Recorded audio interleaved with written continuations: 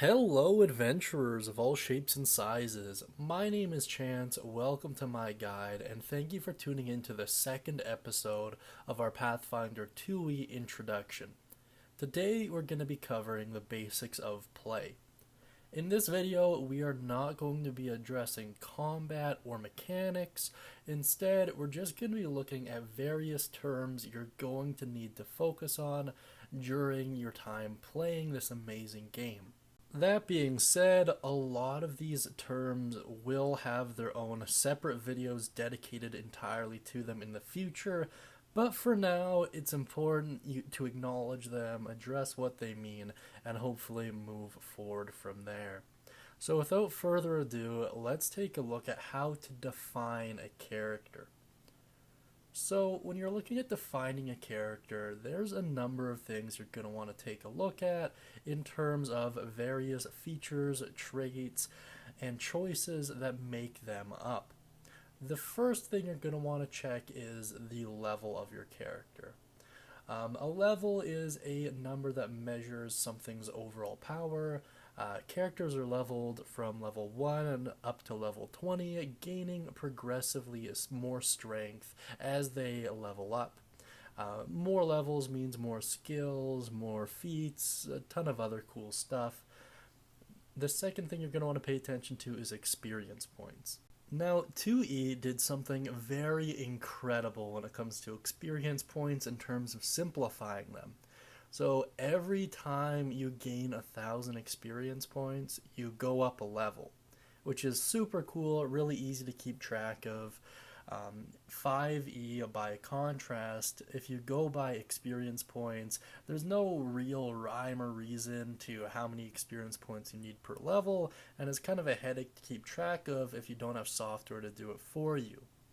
That being said, this is essentially pseudo milestone-y, which is really cool. Milestone leveling, if you're unfamiliar, is every couple adventures at certain key plot points you level up. This is very similar in that vein of thought, so it is nice. I love simplicity in these games, and I think that is a great rule to have. The third thing you're going to want to address is ability scores. Each creature has 6 ability scores, namely Strength, Dexterity, Constitution, Intelligence, Wisdom, and Charisma. These scores represent a creature's raw potential and basic attributes. Typically, higher your ability score, the better. There are some cases where a low ability score can be beneficial for role-playing reasons, but overall, more is always better. And these ability scores, the higher the scores, the higher the modifier is, and the higher the modifier is, the larger bonus you get to a lot of things, which is nice. And we will be covering all of that cool stuff in its entirety in a separate video. There's just a lot to go over, and I really would rather not talk for an hour, so. The fourth thing you're going to want to take into account is your character's ancestry, which is a character's parents and heritage. Now, ancestry is synonymous with race in most cases, so if you're a goblin, your ancestry is goblin, which is pretty cool, and all fantasy games are going to have ancestry, race, something like that.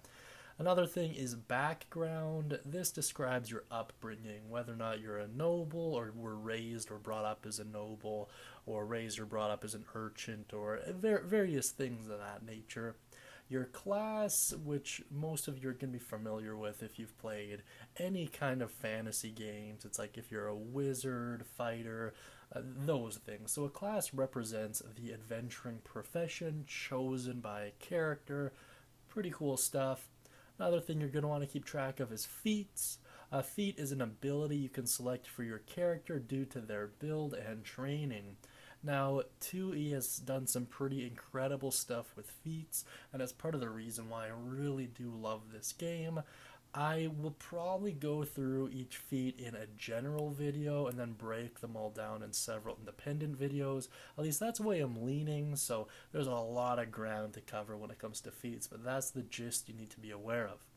And the last thing is your skills. A skill represents a creature's ability to perform certain tasks that require instruction or practice.